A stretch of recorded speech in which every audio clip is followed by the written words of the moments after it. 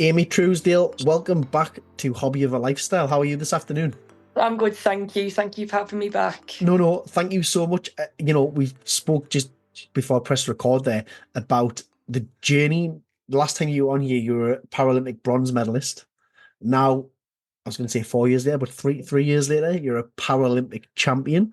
Um, and I thought I need to get Amy back on just to understand the journey and what changed, whether it be mindset, whether it be coaching, whether it just be it was genuine an off day at the 21 Paralympics. So thank you very much for coming on so we can explore that.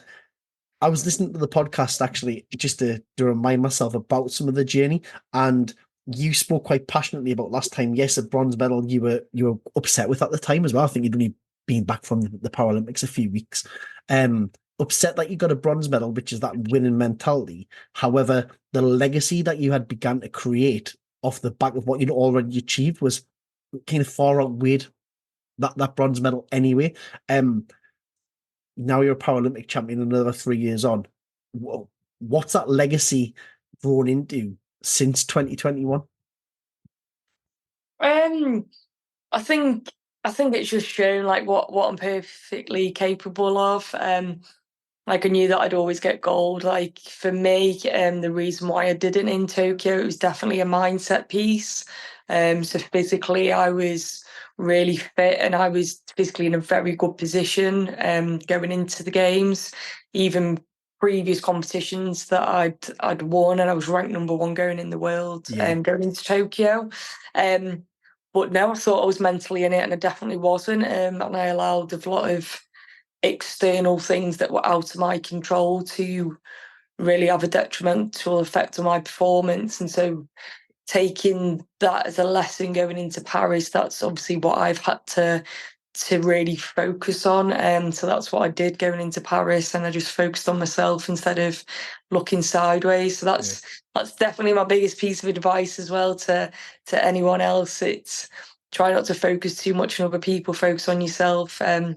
So yeah, going back to the legacy piece, it's like, yeah, I have been a pioneer for Para Taekwondo, and I think, being the first person to become Paralympic champion from Britain, it's a massive achievement, and I Yeah. hope it can obviously inspire the next people and that I'll leave a cool legacy behind me. But I'm sure that's, already happening now before you even leave the sport and whenever that might be. You know, you talk about that legacy and we'll talk about first how many people now that you interact with, because obviously we see social media and whatnot, and we see you're out coaching and you might be doing seminars at different clubs. How many people now going, you're the reason I've started my journey, and it's another 3 years on since that legacy really began. So how many people now come and go, actually, Amy, you are the sole reason I've started this sport, or actually you're the reason my child started the sport.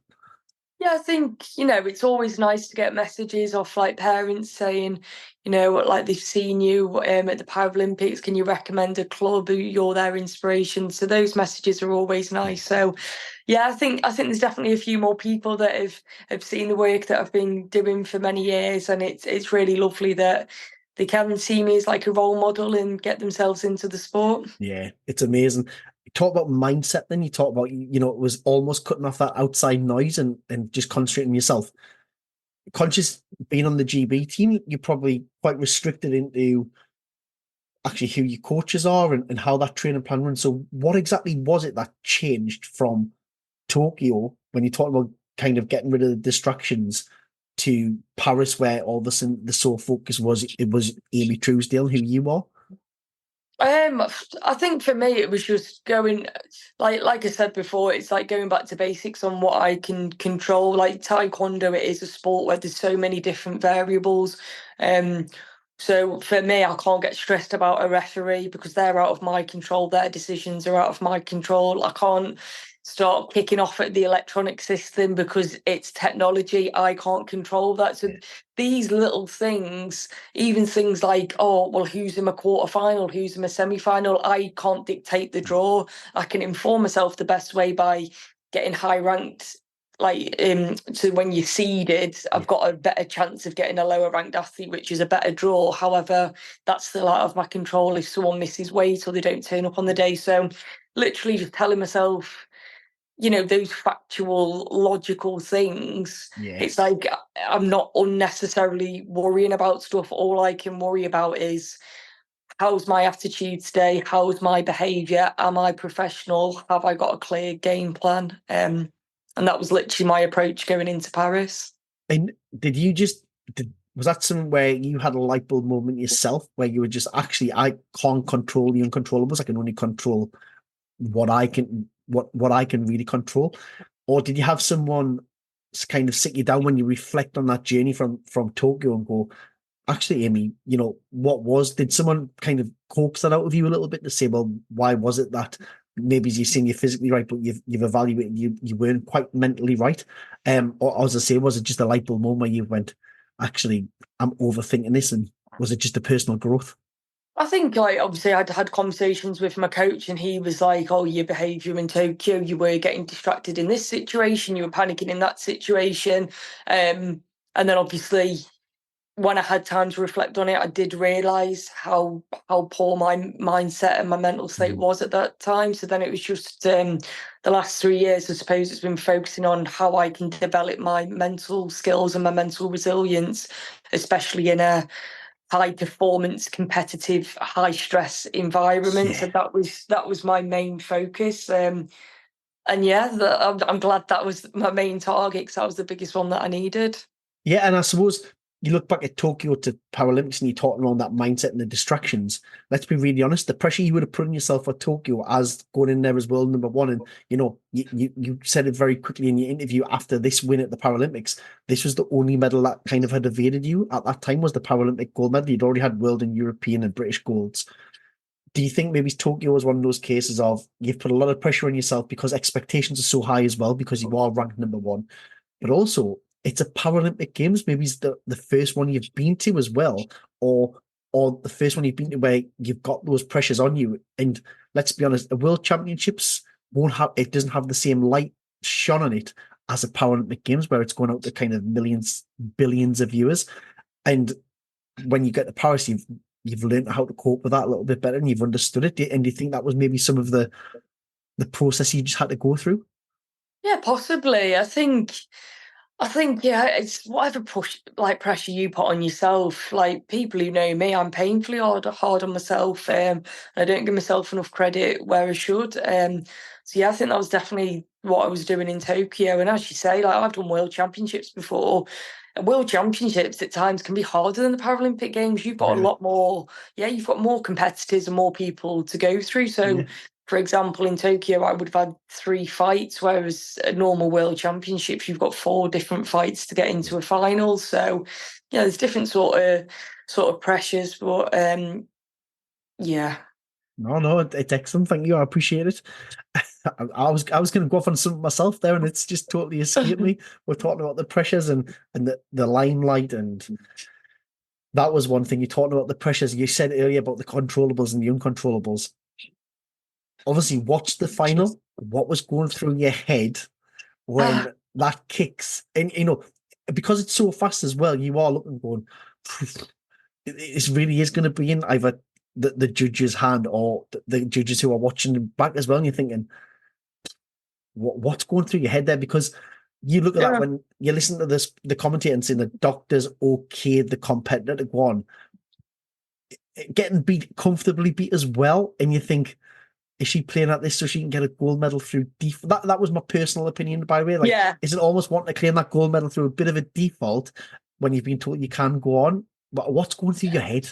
Yeah, so for me, obviously, as you can imagine, I've watched that back, I think 50-50 one time. I've watched it back a fair few times. Um, but I think during the beginning of it, I was quite calm. And then you can probably see on the video, I'm like Yeah, yeah, getting really worked up. And I'm saying to my coach, all that was going through my head is it's like, no, I'm winning. I can't lose the match like yeah, this. yeah, Like I'm up on points. She hasn't scored a point. And then I'm like, why is she doing this? So for me, the competitor I had from Uzbekistan, we are our biggest rivals. Me and yeah, her have fought together so many times. Obviously, I lost to her in the semi-finals in Tokyo. yeah. We've had loads of matches afterwards, and she does usually get involved in the fight. Right. However, on that day, she wasn't engaging in the fight Yeah, as yeah, much. So yeah, with it being the final, I'm obviously nervous. At the start of the match, I've scored a point, then I've kicked Yeah, low, which fair enough. Yeah, she got awarded a point for that. And then yeah, it slipped high, and I've gone, oh no. And I know. I thought, well, obviously it wasn't intentional. She'll get up in the minute. And then she kept it going on. And then I'm thinking, what is she doing? And then I think it triggered in my head the actual severity of this. Yeah, yeah, And I thought, no, I can't get silver because I'm winning. yeah. I think it was 55 seconds left. Yeah, there wasn't long, wasn't it? Um, Was it 8-1, I think, on the score as well? It was yeah, like it was. it wasn't even Yeah, close. yeah. And then luckily, what felt like an eternity, the doctors and the technical directors have obviously said, "Oh, it was an Yeah, accident." yeah. Um, and yeah, I got the win that I deserved. But yeah, it It was wa- so intense. oh, it's crazy. And I was watching that and thinking, even watching your reaction after it, you said, and listen, you're like, I kind of, it hasn't sunk in. Obviously, I mean, let's be honest, it's not going to sink in that quickly after you've just competed neither. But almost the way you won it, it almost felt a little bit unfair that you were made to wait so long. I mean, you were winning anyway. So, but I felt like it was robbed from you that real golden medal story in that limelight for what it was because you were winning so convincingly as well. And for this competitor to maybe a little bit of gamesmanship in there. Personally, that was my personal belief. I did feel, well, you've been told you're okay to go on, and then is it? I mean, don't get us wrong. Everyone has those days where it's just not your day, but I felt like maybe he's trying to pull one over a little bit, and that's I'm going to stick with that opinion. Yeah. How did it make you feel? Do you think you probably did it take you a while to really fully appreciate and enjoy that moment?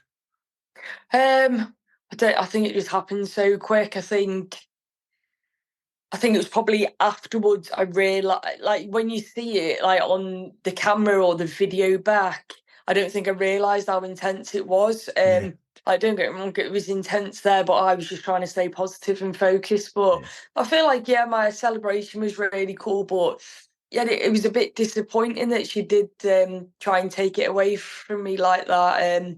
I did have a conversation with her right. backstage before we got the medals, and she was holding like a different side of her face, and she went, "Oh, I'm sorry, I got kicked in the face in my semi-final." And then we just both said, like, we've had an amazing journey together. She Yeah, said she's really proud of me, I deserve to be champion, and that she loves me. So that was obviously a bit of yeah. like what other people didn't see, because like we have been in the sport together for years. But maybe I think she dealt with a different Amy that day. I think I was so switched on. Yeah, She's used to fighting me, but I was on a different level that day, so it was and probably a bit more challenging. you looked at when I mean, even the commentator alluded to it around your movement was just, it was almost like she just she just didn't have any answers, did she? It was like you're almost going through a process, and maybe she didn't even realize how well you were doing. It was a fantastic final to watch. You come back from the Paralympic Games for the second time. You casually put it in there before we record. I've been to Buckingham Palace. I've done that before, just like it's something you do every week. Obviously Prince Charles has been upgraded to King Charles. You've been upgraded to Paralympic champion since you last met with the Prince, now King. How does life really change? Because we talk to a few people and say life does change or life doesn't change massively. How's life changed now you're a Paralympic champion? If it has. For me, it hasn't. No. It's not changed at all. I think my expectations of what being Paralympic champion and the opportunities off it are the complete opposite of what they actually are. My life's exactly the same.